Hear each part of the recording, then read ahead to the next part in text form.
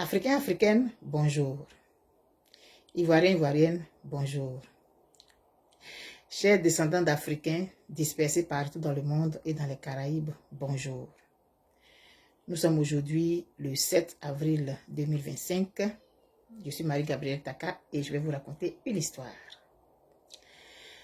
Une histoire comme on voit un peu partout. C'est une dame, une jeune dame qui était la maîtresse d'un monsieur. À un moment donné, la monotonie s'est installée peut-être dans le couple et le monsieur, il avait envie de voir ailleurs, d'aller voir ailleurs. Et il a rencontré la jeune dame, jolie, bien là. Ils ont commencé à être ensemble. C'était chic.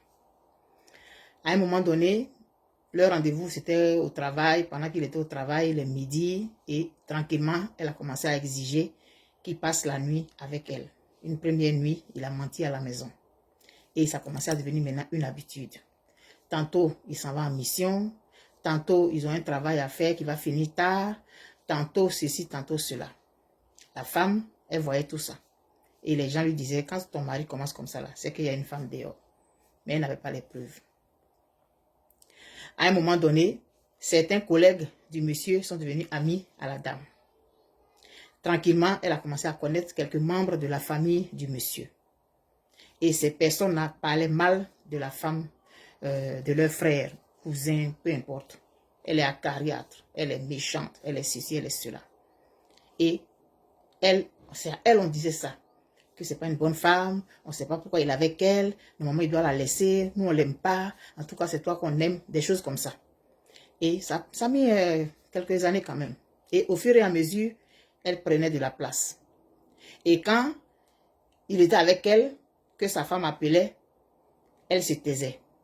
Et il racontait des trucs, soit je t'ai dit que je partais en mission à Korogo, alors que peut-être qu'il est à Bouaké. Donc c'était comme ça chaque fois. Et quand elle lui envoyait les messages, quand il lisait, il supprimait en même temps. Donc tout ça là, elle voyait le monsieur faire ça. Et le monsieur lui disait que quand tu m'envoies les messages, dès que je lis, je supprime. Et donc tout ce qu'il faisait chez lui, pour pouvoir la retrouver, toutes les techniques, tout ça là, il lui en parlait. Donc elle savait tout ça. Et un peu, il y a des personnes de la famille du monsieur qui ont su qu'il avait cette maîtresse-là. Eux, ils n'étaient pas contents. Il y en a, ils ont eu à la rencontrer à quelques reprises. Ils lui ont dit carrément qu'on n'est pas d'accord avec ce que tu es en train de faire.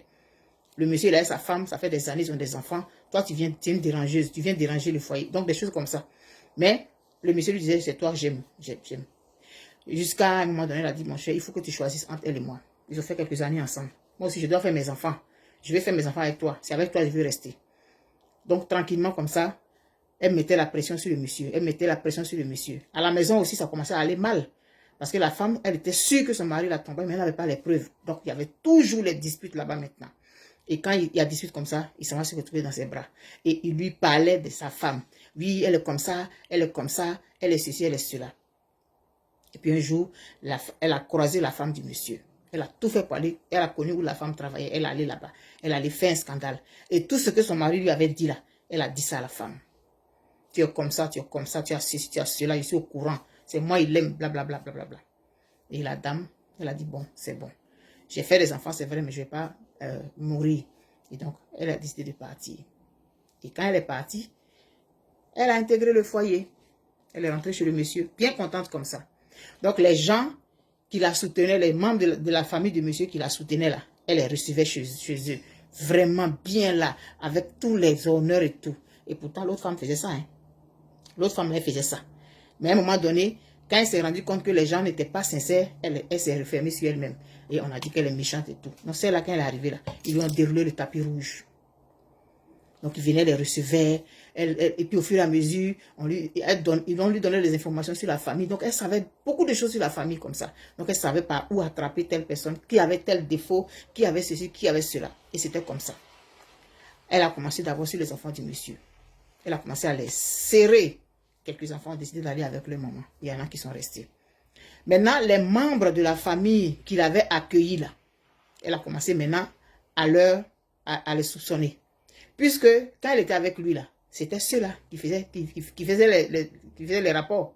Donc elle s'est dit, mais s'ils ont fait ça avec lui, c'est qu'ils vont faire moi aussi. Donc, elle a commencé maintenant à les combattre.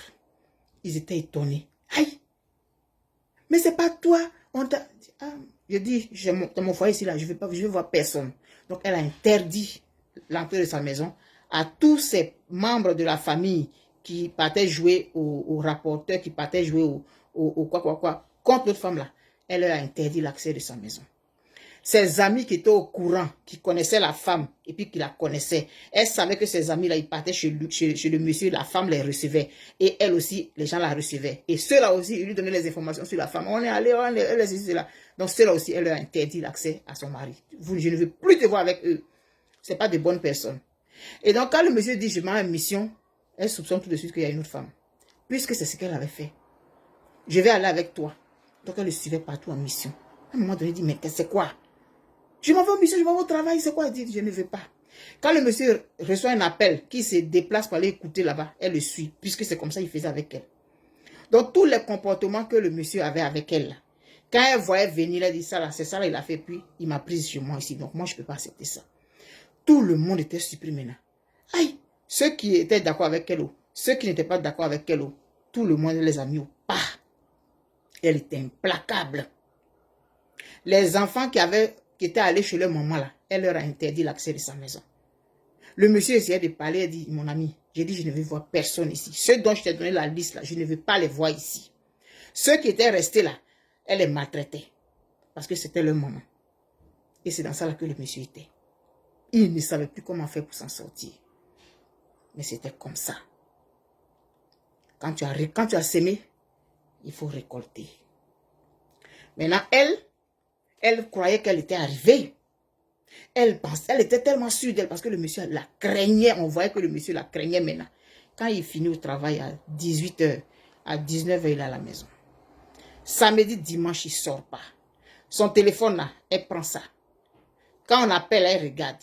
Ou bien elle va décrocher et elle va demander c'est qui. Puisque c'est comme ça qu'elle faisait. Il lui faisait des virements. Elle a dit, je vais gérer ton compte. Parce qu'elle se rappelait que le monsieur préférait prendre l'argent du couple pour aller l'entretenir plutôt que de s'occuper de sa femme et de ses enfants. Les cadeaux qu'elle faisait aux parents de son mari, tout ça là, elle a arrêté. Elle a eu la place. Quel est le problème? Et puis, un jour, à un concours de circonstances, le monsieur a rencontré une autre femme. C'est là que l'histoire s'arrête. Je vais transposer ça maintenant avec notre situation actuelle en Côte d'Ivoire. Quand le RDA était dans l'opposition, qu'est-ce qu'on n'a pas vu? Qu'est-ce qu'on n'a pas entendu? Qu'est-ce que le RDA n'a pas dit? Qu'est-ce que le RDA n'a pas fait? Grève sur grève. Toutes les décisions qui étaient prises, le RDA était contre. On n'a pas mis le nom de son leader sur la liste électorale. Et bruit partout, casser les trucs, casser, brûler partout, grève de ceci, cela. Quand on dit ça, les bacarans, quand on dit ceci, cela, affiche.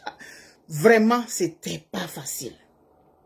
Aujourd'hui que le RDA est au pouvoir, on ne peut pas pisser. Ce que lui-même, il reprochait avant là, c'est ce qu'il fait et pire.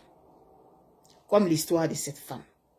Lorsque cette femme était dehors, et elle faisait des cadeaux à gauche et à droite, elle avait l'intention d'intégrer le foyer. Donc, elle s'est dit que si quelqu'un veut prendre la place, la personne va faire la même chose. Comme le RDR a procédé comme ça, en ayant un objectif bien précis dans la tête, en promettant de tout nyangami, en promettant de mélanger, en criant l'exclusion, en criant, se victimisant tout le temps, le RDR pense que les autres vont faire la même chose parce que c'est comme ça qu'il a procédé avant d'arriver. Si je vais donner tous les détails et tous les comportements que le RDA a eu. Le RDA s'est entouré de certaines personnes qui l'ont aidé à entrer à la présidence. Comme cette dame-là, elle s'est fait aider par les proches de son mari, par des amis de son mari. Le RDA a utilisé des gens du pays pour entrer. Des gens, des enfants, des membres de partis politiques, c'est-à-dire que la famille, les membres de partis politiques, la famille éloignée, les amis et tout, il s'est servi de chacun pour entrer. Et toutes ces personnes dont il s'est servi là, les a mis à l'écart. Et c'est comme ça que la femme aussi a procédé. Tout ce qui était ami à son mari, qui la supportait et qui cautionnait sa présence là, qui savait ce qu'on disait de la femme qui est dans le couple, elle n'a plus jamais voulu avoir affaire à cela. Et c'est ce que le RDR fait. Donc le RDR, c'est la Chisa, la maîtresse, le deuxième bureau qui était dehors, qui a usé de tous les subterfuges pour entrer dans le couple, pour briser le foyer et puis rentrer. Et maintenant qu'elle est rentrée là, personne d'autre ne doit entrer. Tout ce qu'elle critiquait hier là, c'est ce qu'elle fait aujourd'hui. Interdit ceci, interdit cela. Tout ce qui tournait autour là, elle les a considérés comme des gens qui sont capables de lui ravir son foyer. Donc le RDA se méfie de tous ceux qui l'ont aidé à s'installer. Il se méfie de tous ceux qui riaient avec lui. Et toutes ces personnes, il les tape dessus. Chisa, qui est devenue aujourd'hui femme au foyer, c'est comme ça que ça se comporte. Et c'est des choses qu'on voit autour de nous. Bonne méditation.